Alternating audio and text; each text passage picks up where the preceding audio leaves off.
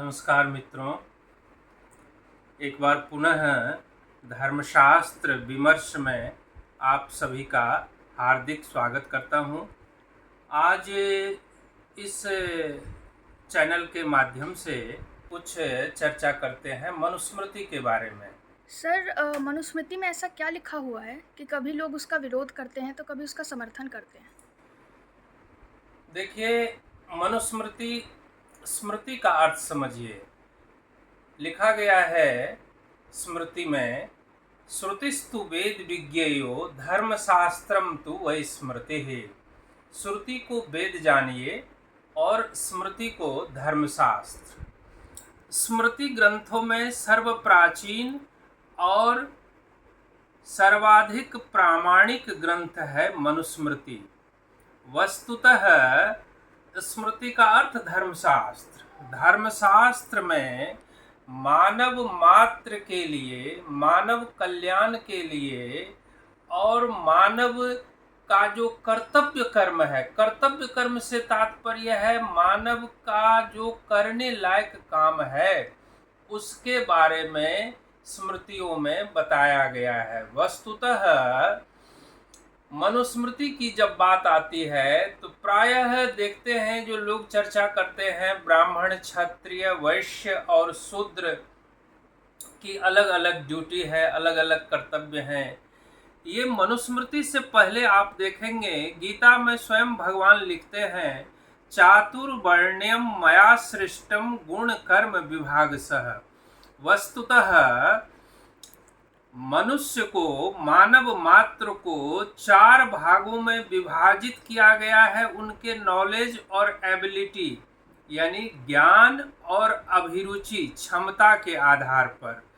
उसको आज की जो व्याख्या है उसको हम, शूद्र का अर्थ होता है जो अनपढ़ है, गवार है, जो इंटेलेक्चुअल नहीं है, उसको हम शूद्र कहते हैं। इसको आज के प्रसंग में जाति से जोड़ दिया गया है।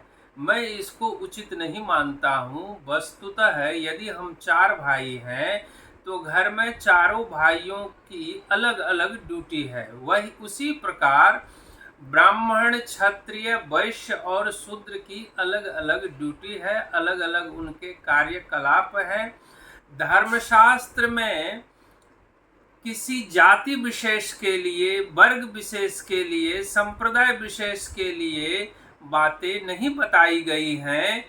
उसमें मानव मात्र के कल्याण के लिए जो अपेक्षित बात होनी चाहिए उसी का विवरण प्रस्तुत किया गया है।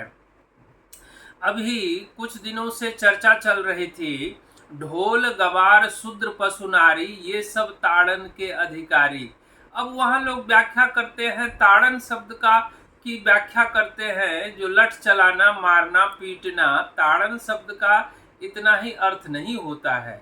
मैं समझता हूँ अज्ञानता के कारण, विषय वस्तु का सम्यक ज्ञान नहीं होने के कारण लोग अपने अपने ढंग से व्याख्या करते हैं जो उचित नहीं है। जबकि धर्मशास्त्र का प्रतिपाद्य विषय है मानव मात्र का कल्याण और मानव मात्र को प्रगति पथ पर लाना।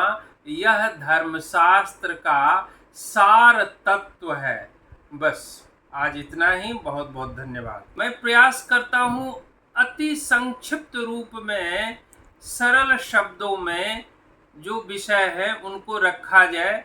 मैं आपसे अपेक्षा करता हूँ यदि आपको अच्छा लगता है तो इसको लाइक करें, सब्सक्राइब करें और अपना सुझाव भी दें।